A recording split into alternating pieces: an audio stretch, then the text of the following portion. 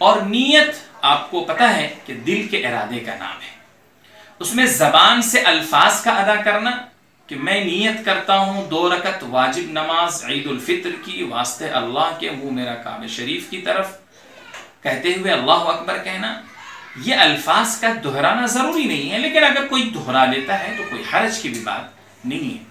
نیت کر لینے کے بعد سب سے پہلے اللہ اکبر یعنی تکبیر تحریمہ کہتے ہوئے ہم اپنے دونوں ہاتھوں کو کانوں تک اٹھائیں گے اور اٹھا کر سیدھے ناف کے نیچے اپنے ہاتھ کو باندھ لیں گے۔ اس کے بعد حسب معمول ہم کو قرأت کرنا ہوتا ہے، سورہ فاتحہ پڑھنی ہوتی ہے، لیکن عید کی نماز میں ہم سورہ فاتحہ نہیں پڑھیں گے۔ پہلی تکبیر تحریمہ کہنے کے بعد ثنا پڑھیں گے، سبحانک اللہم وبحمدک وتبارک اسمک وتعالی جدک ولا الہ غیرک۔ اس کو پڑھ لینے کے بعد پھر 3 مرتبہ تکبیر کہی جائے گی، ہر تکبیر میں دونوں ہاتھوں کو کانوں تک اٹھا کر نیچے چھوڑ دینا ہے۔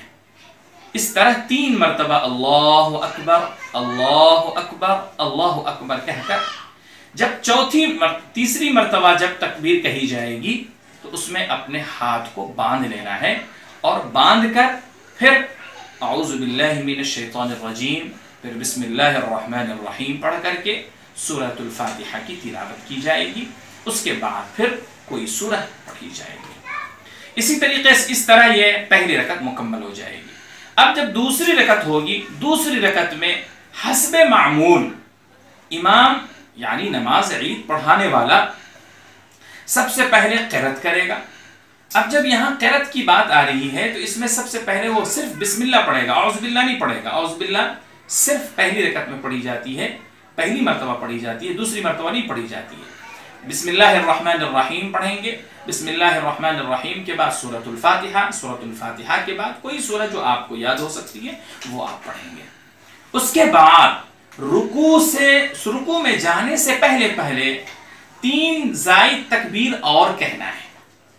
اللہ اکبر کہتے ہوئے دونوں ہاتھوں کو کانوں تک اٹھائیں گے اور نیچے چھوڑ دیں گے، اس طرح 3 تکبیر کہیں گے۔ اس کے بعد چوتھی تکبیر کہتے ہوئے سیدھے رکوع میں چلے جائیں گے، اور اس طرح بقیہ پوری نماز ادا ہو جائے گی۔ عزیزان محترم، مختصر یہ ہے کہ پہلی رکعت میں 3 زائد تکبیریں کہنی ہیں اور دوسری رکعت میں بھی 3 زائد تکبیریں کہنی ہیں۔ اس کے بعد جب ہم سلام پھیر لیں گے، فارغ ہو جائیں گے، تو اب ہمیں دعا کرنا ہے۔